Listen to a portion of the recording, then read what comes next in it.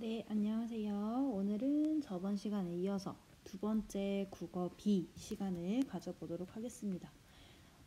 저번 시간 우리가 그 한 학기 국어 수업에 대해서 어떻게 할지 학습 목표를 스스로 세워보고 국어 어떻게 이 수업을 진행해 나갈지에 대해서 살펴보는 그런 시간을 가졌고요. 오늘은 본격적인 수업을 한번 들어가 보도록 하겠습니다. 자, 저번 시간에 우리가 단원의 길잡이까지 읽어봤었는데 혹시 기억을 하나요? 자, 여기서 우리가 조금 키워드로 다룰 법한 것들에 대해서 먼저 한번 훑고 가도록 하겠습니다. 자, 일단 학습 목표가 가장 중요하다 했으니 다시 한번 읽어보도록 할게요. 보는이나 잠시만요. 자, 보는 이나 말하는 이의 관점에 주목하여 작품을 수용하고 스스로 책 한 권의 책을 선정하여 읽을 수 있다라고 하는 학습 목표로 여러분들이 이번 시간부터 수업을 해보도록 할 겁니다. 저번 시간에도 같이 우리가 이제 문학 작품에도 그 사람마다 보는 눈이 다를 수 있다라고 하는 것들을 살펴봤고, 대상이 같더라도 말하는 사람의 관점에 따라서 작품 속의 세계는 다르게 형상화된다. 자, 이게 가장 중요한 키포인트라고 볼 수가 있겠습니다. 자, 구체적으로 오늘은 관점에 주목하여 작품 감상하기, 시 전봇대라고 하는 시를 한번 읽어볼 거고요. 그 다음 말하는 이의 관점에 주목하여 시의 분위기와 주제를 파악하는 활동들과 함께 자신의 관점이 드러나는 시를 여러분들이 직접 창작하는 활동, 그 다음 관점이 다른 두 시조. 선생님 저 시조가 뭔지 모르겠어요. 자, 시조라고 하는 개념도 한번 살펴볼 거고, 특징, 그 다음 개념, 뭐 이런 것들에 대해서도 같이 살펴볼 거니까 그렇게 걱정하지 않아도 됩니다. 자, 그래서 우리 요 두 작품을 배워서 이제 문화 향유 역량을 향상해보는 활동을 한번 가져볼 거고요. 교과서는 요 다음 12페이지부터 본격적으로 한번 들어가 보도록 할게요. 자, 모두 12페이지로 한번 넘어와 봅니다. 자, 여러분 교과서는 우리가 그 교과서를 학교에서도 무조건 쓸 거고 이 온라인 클래스 때도 무조건 쓸 거기 때문에 항상 수업 시간에 챙기기 바랍니다. 우리가 이제 마치 전쟁을 나갈 때 총이나 뭐 이런 전투를 할 수 있는 장비들을 들고 간다고 생각을 하면 좀 더 쉽겠죠? 자, 그래서 반드시 교과서, 그 다음에 선생님이 주는 프린트물도 여러분들이 뽑아서 가지고 있거나, 여러분들이 등교 수업을 하면 선생님이 매번 수업 때 프린트물을 나눠줄 겁니다. 그런 프린트물들은 다 우리 시험 범위에 포함이 될 거고요. 그런 것들을 모아서 여러분들이 시험 때 준비를 하면 좀 더 보다 효과적으로 준비를 할 수 있을 거예요. 자, 본격적인 수업을 한번 나가보도록 하겠습니다. 자, 1. 소단은 1. 관점에 주목하여 작품을 감상하기입니다. 학습 목표 다시 한번 큰 소리로 읽어보도록 하겠습니다. 시작! 보는 이나 말하는 이의 관점에 주목하여 시를 수용할 수 있다. 자, 다시 한번 읽어보겠습니다. 보는 이나 말하는 이의 관점에 주목하여 시를 수용할 수 있다. 자, 여기서 키워드 한 3개 정도를 찾아보라 라고 한다면 여러분들은 어떤 걸 찾을 수 있을까요? 생각해보세요. 네, 맞아요. 뭐 맞춘 친구들도 있고 틀린 친구들도 있겠지만 차근차근 알아가 보면 되니까 걱정하지 마세요. 자, 일단 보는 이와 말하는 이라고 하는 첫 번째 키워드, 그 다음 관점 두 번째 키워드, 다음 세 번째 시를 수용할 수 있다라고 하는 겁니다. 자, 여기서 모르는 단어가 혹시 있을까요? 뭐 수용이라고 하는 건 받아들인다 정도로 생각을 하면 됩니다. 자, 그래서 밑에 한 학생이 나와 있네요. 한 학생이 말하는 이의 관점에 따라 시 속의 세계가 다르게 나타난다는 것은 어떻게 알고 있나요? 그 다음 말하는 이의 관점이 잘 드러난 표현을 중심으로 시의 주제를 파악해 본 적이 있나요? 다음, 자신만의 관점이 드러나는 시를 써본 적이 있나요? 자, 사실 여러분들이 시를 쓰는 것들에 대해서 조금은 막연하게 두려움을 가질 수 있는데, 요거를 제외하고 여러분들이 그냥 다른 작품을 하나 쓴다라고 생각을 한다면 우리 근처에서 찾을 수 있는 가장 근접하게 찾을 수 있는 작품 갈래가 있어요. 뭐가 있을까요? 예, 맞아요. 바로 일기입니다. 일기라고 하는 것은 나의 생각을 자유롭게 써내려고 하는 것이죠. 자, 그래서 예를 들면 자, 이런 선생님이 그림을 하나 그렸어요. 자, 이거를 A라는 친구는 사과라고 생각을 할 수도 있고 B라고 하는 친구는 배라고 생각할 수도 있고 C라고 생각하는 친구들은 뭐 배의 배꼽이다 라고 생각할 수도 있고 자, 이것마다 다 사람이 보는 이 관점이 다 다르기 때문에 하나의 대상을 보더라도 그런 대상이 다 다른 이유가 바로 이 관점이 다르기 때문이죠. 그래서 꼭 시를 쓴다는 거에 대해서 막연한 두려움을 갖지 않도록 않아도 되고요. 우리가 평소 생각하는 그런 생각들을 자유롭게 쓴 글인 일기 같은 것들을 생각하면 보다 쉽게 시 같은 것들을 창작할 수 있을 겁니다. 자, 옆에 그림을 하나 보도록 할게요. B에 대한 아들과 아버지의 생각이 어떻게 다른지 보자. 자, 왼쪽에 이 친구가 아들 같아 보이고 이분이 아버지 같아 보이네요. 자, 아버지 먼저 볼게요.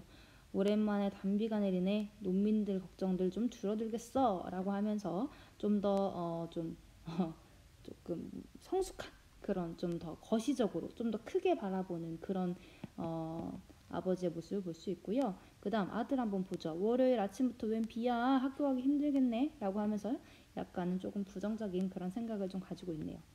자, 이렇듯 비에 대해서 비가 오는 날을 좋다고 생각하는 친구들도 있고 나쁘다고 생각하는 친구들도 있을 겁니다. 자, 그래서 이러한 것들을 우리가 영상을 하나 선생님이 더 한번 보도록 하겠습니다.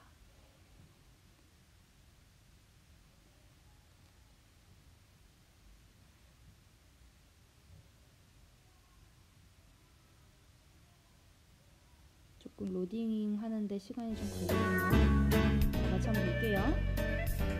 우유가 반컵 들어있네요. 이것을 보고 어떤 생각이 드나요? 우유가 반밖에 남지 않았네. 목을 축이기에는 충분한 양인 것 같은데. 같은 양의 우유를 보고 서로 다른 생각을 하고 있네요. 두 친구의 생각이 다른 이유는 무엇일지 자유롭게 이야기해 볼까요?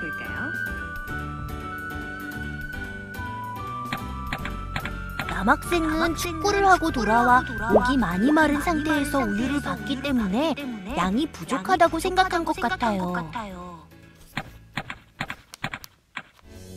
여학생은 밥을 먹은 지 얼마 되지 않아 배가 부른 상태에서 우유를 받기 때문에 충분한 양이 있다고 생각한 것 같아요. 어때요? 동일한 대상을 보고도 생각하는 태도나 상황에 따라 다양한 관점이 드러난다는 것을 알 수 있지요. 이번 단원에서는 전봇대와 그 주변 풍경을 표현한 시인 장철문의 시 전봇대를 감상할 거예요. 시를 감상하며 말하는 이의 관점에 따라 시의 분위기나 주제가 어떻게 달라질 수 있는지 살펴볼까요? 네, 자, 그래서 오늘은 바로 이런 그 작품과 함께 이런 내용을 한번 학습해 보도록 할 건데요. 자, 이거 외에도 선생님이 조금 준비한 그림이 하나 있어요. 잠시만요. 선생님이 준비한 그림이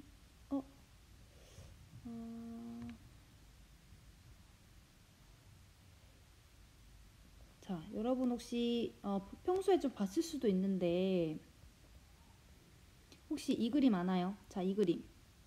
자, 이 그림을 보면 어떤 게 가장 먼저 떠오르나요? 어떤 게 가장 먼저 떠올라요? 네, 선생님은 사실 제일 처음 봤을 때는 뭐가 떠올랐냐면 아이고.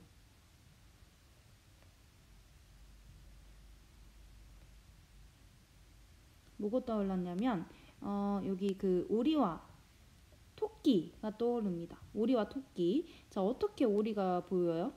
자, 왼쪽에 있는 요 뾰족한 거를 부리로 봤을 때는 요 뒤에 요 눈을 기점으로 해서 오른쪽 쪽이 얼굴이 돼서 이걸 오리라 볼 수가 있고, 그 다음 토끼로 볼 수 있는 거는 오른쪽을 얼굴로 봐서 뒤에 있는 뾰족한 부분을 뭘로 볼 수 있는 거예요? 맞아요. 바로 토끼로 볼 수가 있는 거죠. 자, 그렇게 우리가 볼 수가 있겠고, 자, 한 가지 선생님이 더 준비했습니다.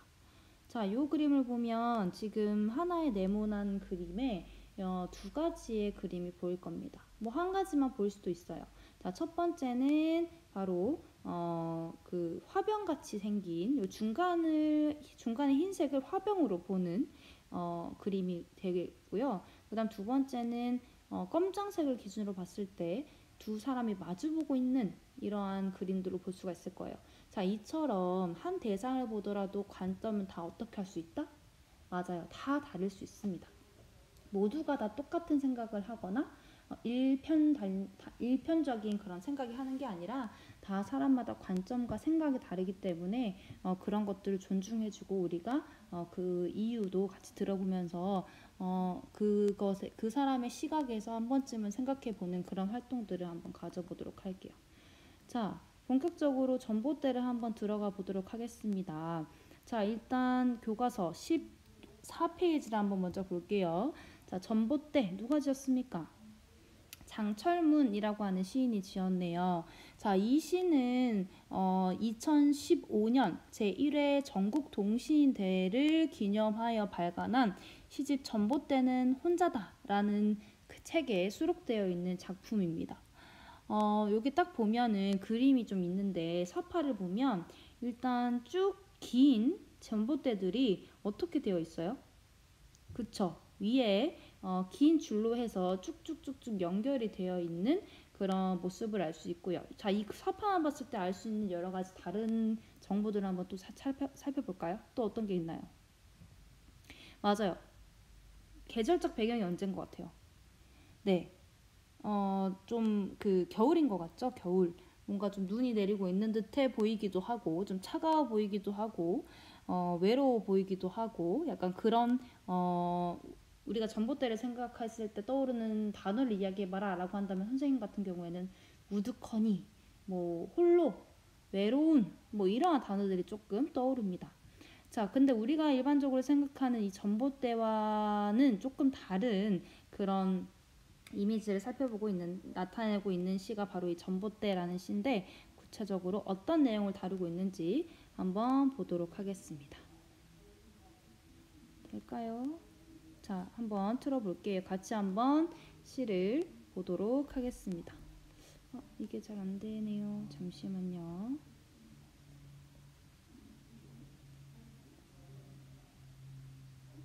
로딩하는데 조금 시간이 걸리는데 조금만 기다려 주세요.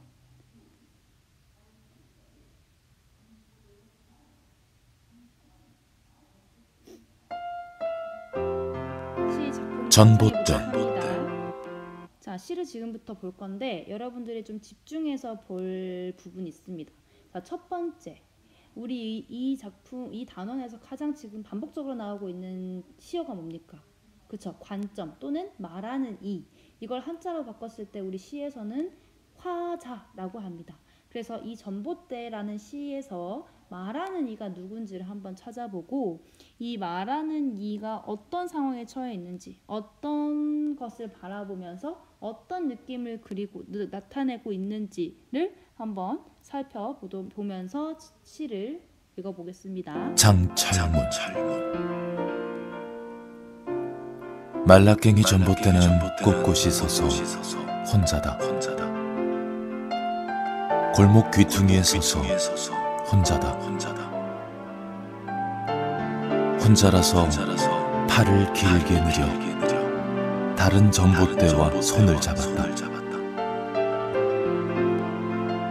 팔을 너무 느려서 줄넘기 줄처럼 가늘어졌다.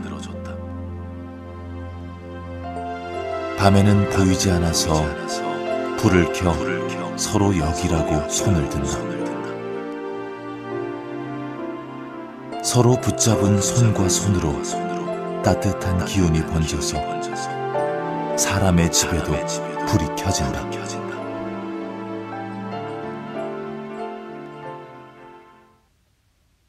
네, 어떤가요? 뭔가 좀 알듯하면서도 조금은 난해하게 느껴질 수 있는 친구들도 있을 겁니다. 자, 사실 이 시는 객관적으로 봤을 땐 그렇게 어려운 시는 아니고요. 어느 정도 조금 그 가이드가 어떤 내용을 말하고자 하는지가 좀 보이는 그런 시들인데, 혹시라도 좀 이해가 안 된 친구들을 위해서 다시 한번 읽어보도록 하겠습니다. 잘 다시 한번 들어보세요. 선생님 이거 지금 뭐부터 들어보라 했나요? 맞아요. 화자가 누군지 찾고 그 관점이 어떤지 찾고 이 화자가 대상을 바라보면서 어떤 생각을 하는지를 생각하면서 다시 한번 들어볼게요. 전봇대 장철문. 말라깽이 전봇대는 꼿꼿이 서서 혼자다. 골목 귀퉁이에 서서 혼자다. 혼자라서 팔을 길게 늘여 다른 전봇대와 손을 잡았다. 팔을 너무 느려서 줄넘기 줄처럼 가늘어졌다. 밤에는 보이지 않아서 불을 켜 서로 여기라고 손을 든다. 서로 붙잡은 손과 손으로 따뜻한 기운이 번져서 사람의 집에도 불이 켜진다.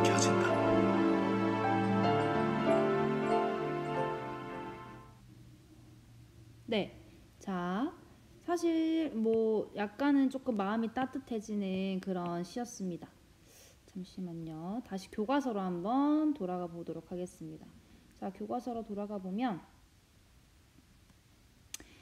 자, 일단 선생님이 질문을 먼저 한번 해보도록 할게요. 여러분들이 이 시에서 말하는 이는 무엇을 좀 바라보고 있는 것 같습니까? 여기서 말하는 이는? 네, 맞아요. 자, 여기서 첫 번째 선생님이 퀴즈를 냈던 그 화자가, 이거 보이지 않네.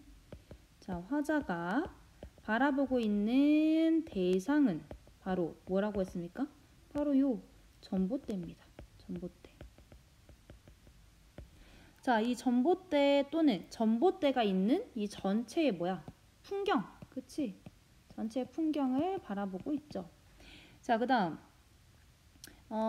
이제 한 년씩 좀 먼저 좀 내용을 한번 살펴볼게요. 자, 말라깽이 전봇대는 꼿꼿이 서서 혼자다. 골목 귀퉁이에 서서 혼자다. 여러분, 요 한 덩어리를 뭐라고 할까요? 요 한 덩어리. 여러분들이 이 시라고 하는 작품을 배울 때 기본적으로 알고 있어야 할 단위입니다. 요 한 줄은 뭐라고 하고 이 한 덩어리는 뭐라고 할까요? 기본입니다. 기본. 자, 이 덩어리는 바로 연이라고 합니다. 연.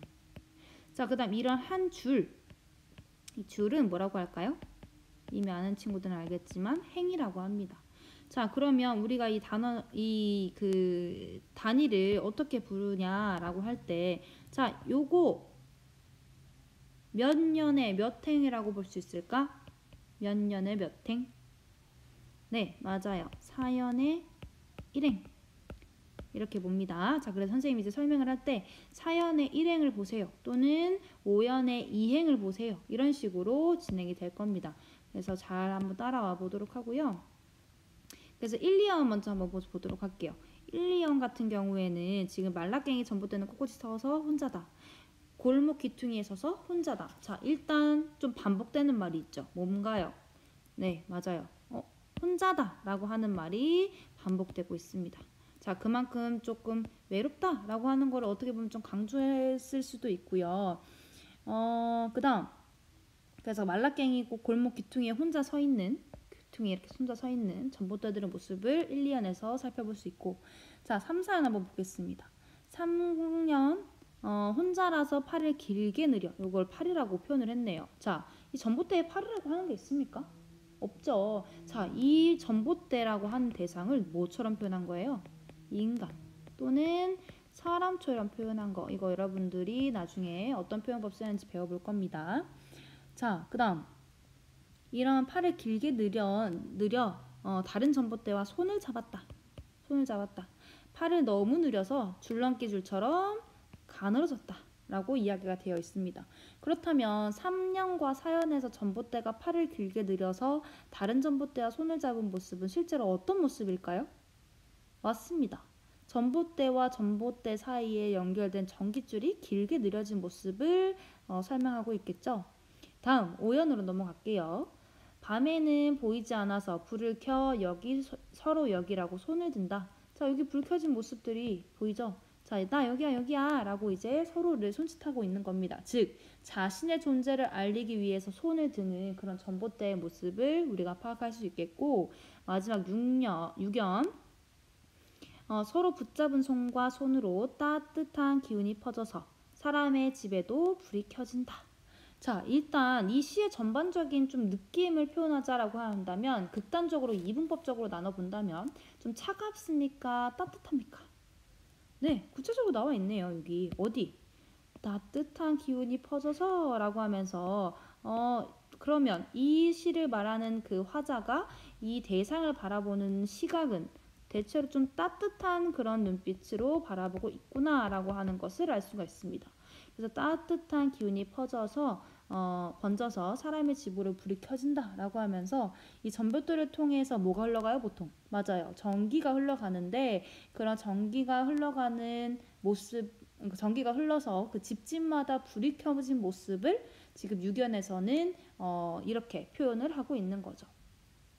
자, 사실 내용 자체는 그렇게 어렵지 않습니다. 자, 이러한 전반적인 1형부터 6형까지 시의 전반적인 내용에 대해서 한번 살펴봤고요. 다음 시간에 각각 어떤 표현법이 쓰였는지, 그 다음 주제는 구체적으로 무엇인지, 이 시의 특징 또는 표현법, 그에 따른 효과 뭐 이런 것들에 대해서 구체적으로, 그 다음 관점에 따라 그 관점이 무엇인지, 그 관점에 이렇게 봤을 때 어떤 효과가 있었는지까지도 한번 살펴보도록 하겠습니다. 오늘은 여기까지 하고요. 선생님이 과제를 올린 글에 과제를 같이 올릴 겁니다. 그 과제를 같이 첨부를 하거나 풀거나 해서 출석을 했다라고 댓글을 달면 출석이 인정이 됩니다. 자, 오늘 여기까지 수업 듣느라 고생 많았고요. 다음 시간에 이어서 수업을 나가보도록 하겠습니다. 고생했습니다.